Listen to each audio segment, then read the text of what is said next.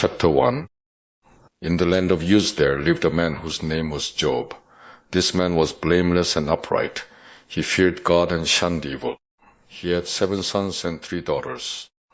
And he owned 7,000 sheep, 3,000 camels, 500 yoke of oxen and 500 donkeys, and had a large number of servants. He was the greatest man among all the people of the East.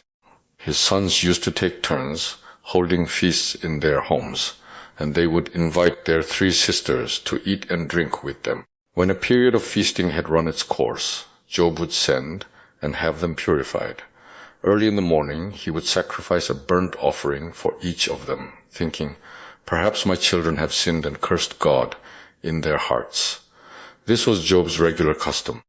One day the angels came to present themselves before the Lord, and Satan also came with them. The Lord said to Satan, "Where have you come from?" "Satan," answered the Lord, "from roaming through the earth and going back and forth in it."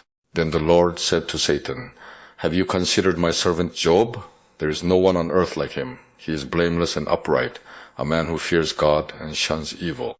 "Does Job fear God for nothing?" Satan replied. "Have you not put a hedge around him and his household and everything he has? You have blessed the work of his hands, so that his flocks and herds are spread throughout the land. But stretch out your hand and strike everything he has, and he will surely curse you to your face." The Lord said to Satan, "Very well then, everything he has is in your hands, but on the man himself do not lay a finger." Then Satan went out from the presence of the Lord. One day when Job's sons and daughters were feasting and drinking wine at the oldest brother's house, a messenger came to Job and said, "The oxen were plowing and the donkeys were grazing nearby, and the Sabeans attacked and carried them off. They put the servants to the sword, and I am the only one who has escaped to tell you." While he was still speaking, another messenger came and said, "The fire of God fell from the sky and burned up the sheep and the servants, and I am the only one who has escaped to tell you."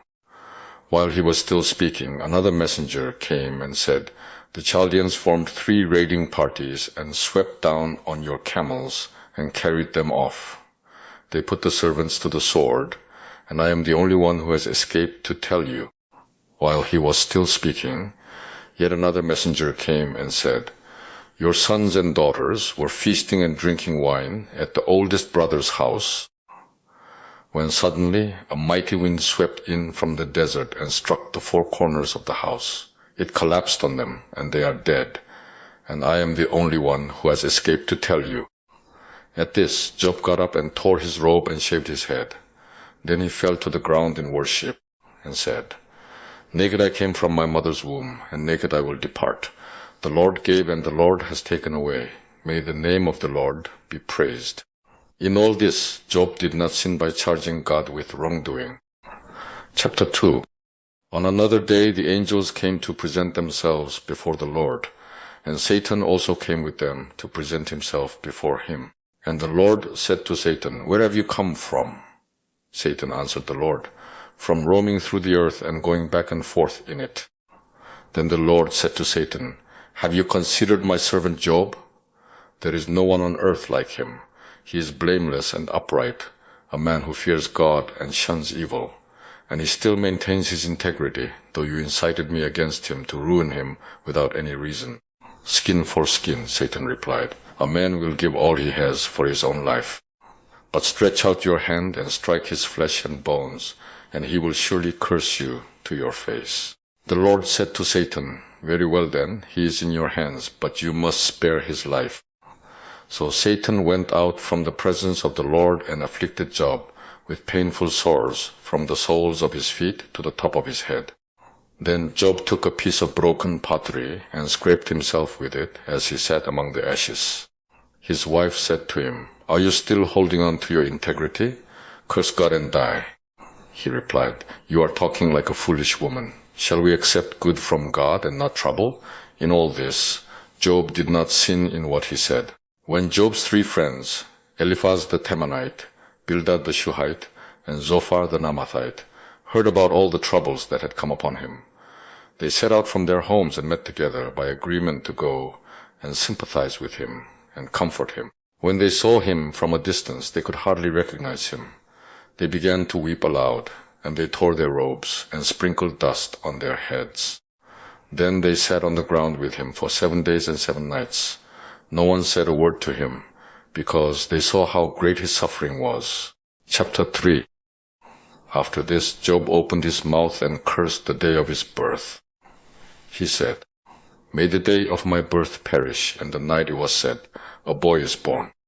That day may it turn to darkness. May God above not care about it. May no light shine upon it. May darkness and deep shadow claim it once more. May a cloud settle over it. May blackness overwhelm its light. That night may thick darkness seize it. May it not be included among the days of the year, nor be entered in any of the months. May that night be barren. May no shout of joy be heard in it. May those who curse days curse that day, those who are ready to rouse Leviathan. May its morning stars become dark. May it wait for daylight in vain and not see the first rays of dawn. For it did not shut the doors of the womb on me to hide trouble from my eyes. Why did I not perish at birth and die as I came from the womb? Why were there knees to receive me and breasts that I might be nursed? For now I would be lying down in peace. I would be asleep and at rest. With the kings and counselors of the earth, who built for themselves places now lying in ruins, with rulers who had gold, who filled their houses with silver. Or, why was I not hidden in the ground like a stillborn child, like an infant who never saw the light of day? There the wicked cease from turmoil, and there the weary are at rest. Captives also enjoy their ease. They no longer hear the slave drivers shout. The small and the great are there, and the slave is freed from his master. Why is light given to those in misery, and life to the bitter of soul? To those who long for death that does not come, who search for it more than for hidden treasure, who are filled with gladness and rejoice when they reach the grave. Why is life given to a man whose way is hidden, whom God has hedged in? For sighing comes to me instead of food. My groans pour out like water. What I feared has come upon me. What I dreaded has happened to me. I have no peace, no quietness. I have no rest, but only turmoil. Chapter 4. Then Eliphaz the Temanite replied, "If someone ventures a word with you, will you be impatient? But who can keep from speaking? Think how you have instructed many, how you have strengthened feeble hands. Your words have supported those who stumbled. You have strengthened faltering knees. But now trouble comes to you, and you are discouraged. It strikes you, and you are dismayed. Should not your piety be your confidence, and your blameless ways your hope? Consider now, who, being innocent, has ever perished? Where were the upright ever destroyed? As I have observed, those who plow evil and those who sow trouble reap it. At the breath of God they are destroyed. At the blast of his anger they perish. The lions may roar and growl, yet the teeth of the great lions are broken. The lion perishes for lack of prey, and the cubs of the lioness are scattered. A word was secretly brought to me. My ears caught the whisper of it. Amid disquieting dreams in the night, when deep sleep falls on men, fear and trembling seized me and made all my bones shake.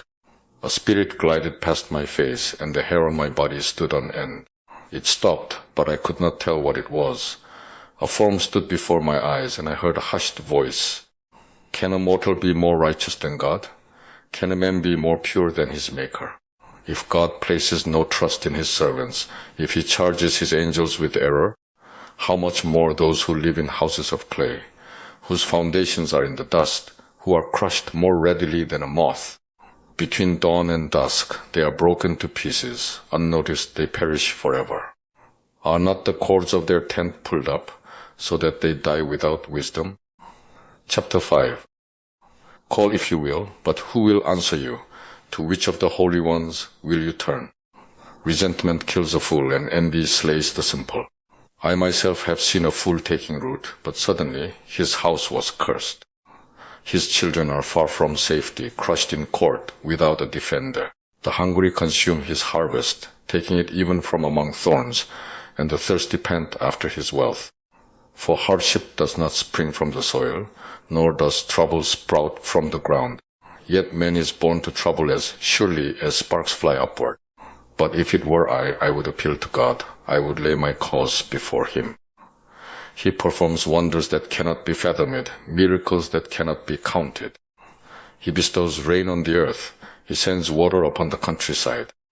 The lowly he sets on high, and those who mourn are lifted to safety.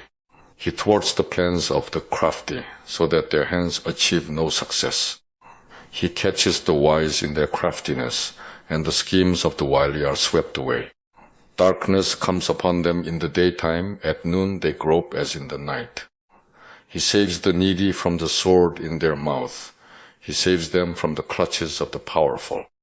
So the poor have hope, and injustice shuts its mouth. Blessed is the man whom God corrects. So do not despise the discipline of the Almighty. For he wounds, but he also binds up. He injures, but his hands also heal. From 6 calamities he will rescue you. In 7 no harm will befall you. In famine he will ransom you from death, and in battle from the stroke of the sword. You will be protected from the lash of the tongue, and need not fear when destruction comes. You will laugh at destruction and famine, and need not fear the beasts of the earth. For you will have a covenant with the stones of the field, and the wild animals will be at peace with you. You will know that your tent is secure. You will take stock of your property and find nothing missing. You will know that your children will be many, and your descendants like the grass of the earth. You will come to the grave in full vigor, like sheaves gathered in season. We have examined this, and it is true. So hear it and apply it to yourself. Chapter 6. Then Job replied, If only my anguish could be weighed and all my misery be placed on the scales, it would surely outweigh the sand of the seas. No wonder my words have been impetuous. The arrows of the Almighty are in me. My spirit drinks in their poison. God's terrors are marshaled against me. Does a wild donkey bray when it has grass, or an ox bellow when it has fodder? Is tasteless food eaten without salt, or is there flavor in the white of an egg? Such food makes me ill. Oh, that I might have my request, that God would grant what I hope for, that God would be willing to crush me, to let loose his hand and cut me off. Then I would still have this consolation, my joy in unrelenting pain, that I had not denied the words of the Holy One. What strength do I have that I should still hope? What prospects that I should be patient? Do I have the strength of stone? Is my flesh bronze? Do I have any power to help myself now that success has been driven from me? A despairing man should have the devotion of his friends, even though he forsakes the fear of the Almighty. But my brothers are as undependable as intermittent streams, as the streams that overflow when darkened by thawing ice and swollen with melting snow, but that cease to flow in the dry season, and in the heat vanish from their channels. Caravans turn aside from their routes. They go up into the wasteland and perish. The caravans of Tema look for water. The traveling merchants of Sheba look in hope. They are distressed because they had been confident. They arrived there only to be disappointed. Now you too have proved to be of no help. You see something dreadful and are afraid. Have I ever said, give something on my behalf? Pay a ransom for me from your wealth. Deliver me from the hand of the enemy. Ransom me from the clutches of the ruthless. Teach me, and I will be quiet. Show me where I have been wrong. How painful are honest words. But what do your arguments prove? Do you mean to correct what I say, and treat the words of a despairing man as wind? You would even cast lots for the fatherless and barter away your friend. But now be so kind as to look at me. Would I lie to your face? Relent, do not be unjust, reconsider, for my integrity is at stake.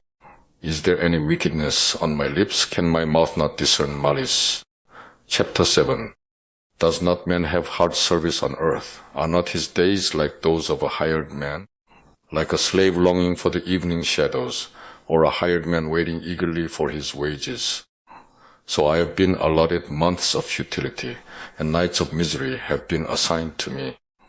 When I lie down, I think, how long before I get up? The night drags on, and I toss till dawn.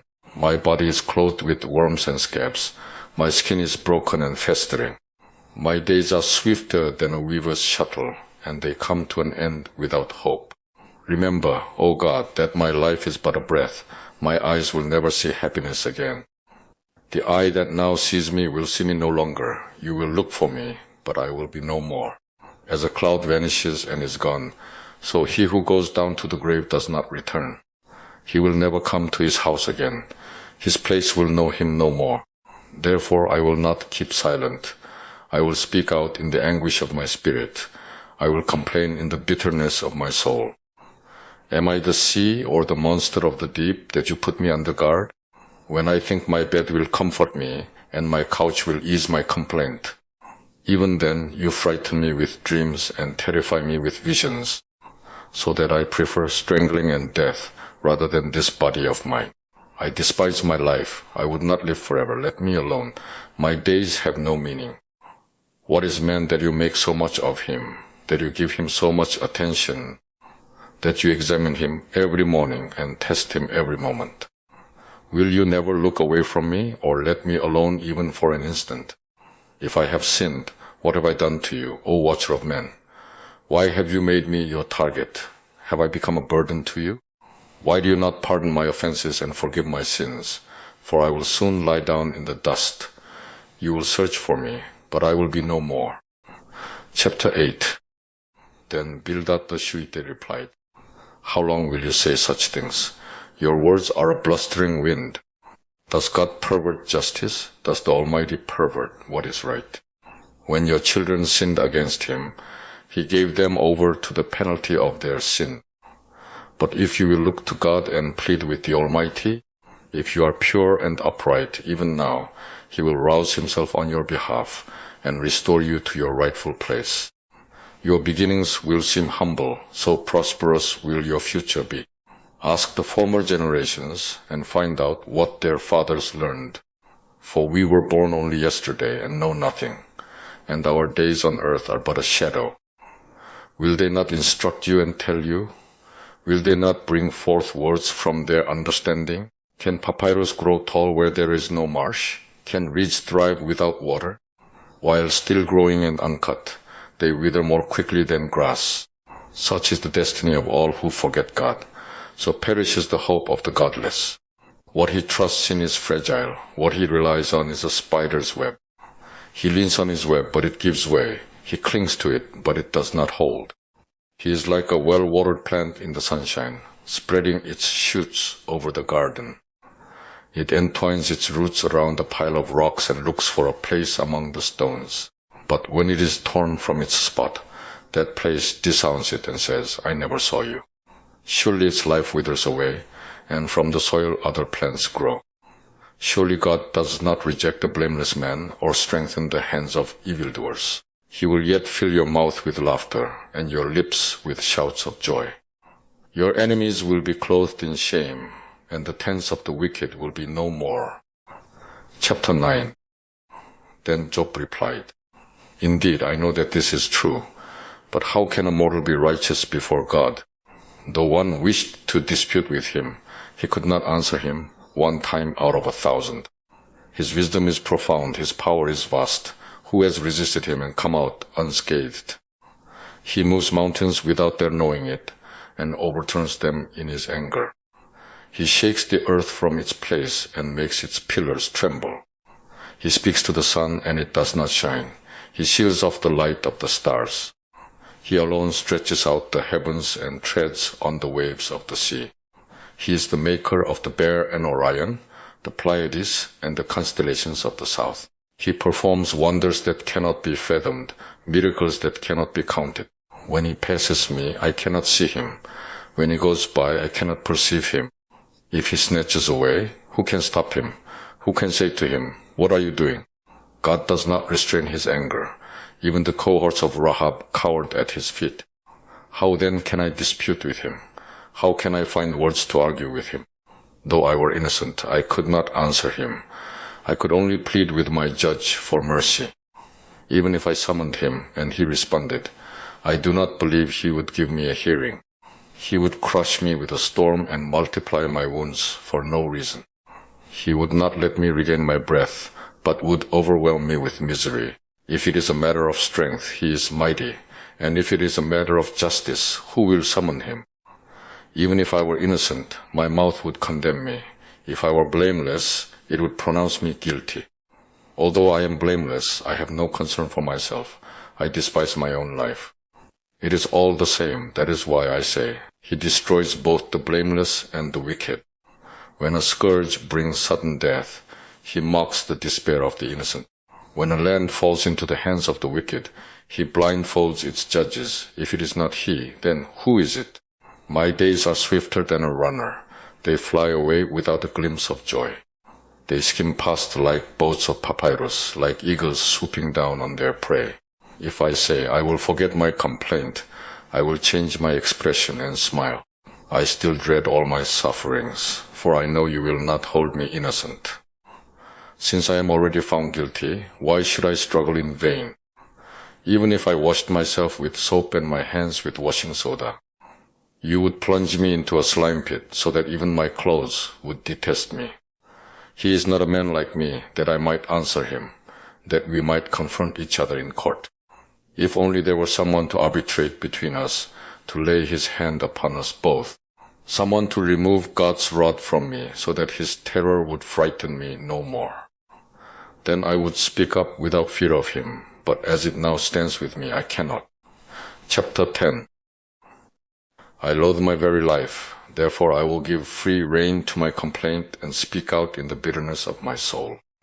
I will say to God, do not condemn me, but tell me what charges you have against me. Does it please you to oppress me, to spurn the work of your hands, while you smile on the schemes of the wicked? Do you have eyes of flesh? Do you see as a mortal sees? Are your days like those of a mortal, or your years like those of a man? That you must search out my faults and probe after my sin, though you know that I am not guilty and that no one can rescue me from your hand? Your hands shaped me and made me. Will you now turn and destroy me? Remember that you molded me like clay. Will you now turn me to dust again? Did you not pour me out like milk and curdle me like cheese? Clothe me with skin and flesh and knit me together with bones and sinews? You gave me life and showed me kindness, and in your providence watched over my spirit. But this is what you concealed in your heart, and I know that this was in your mind. If I sinned, you would be watching me and would not let my offense go unpunished. If I am guilty, woe to me. Even if I am innocent, I cannot lift my head, for I am full of shame and drowned in my affliction. If I hold my head high, you stalk me like a lion and again display your awesome power against me. You bring new witnesses against me and increase your anger toward me. Your forces come against me, wave upon wave. Why then did you bring me out of the womb? I wish I had died before any eye saw me.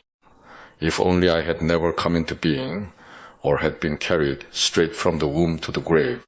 Are not my few days almost over? Turn away from me, so I can have a moment's joy. Before I go to the place of no return, to the land of gloom and deep shadow, to the land of deepest night, of deep shadow and disorder, where even the light is like darkness.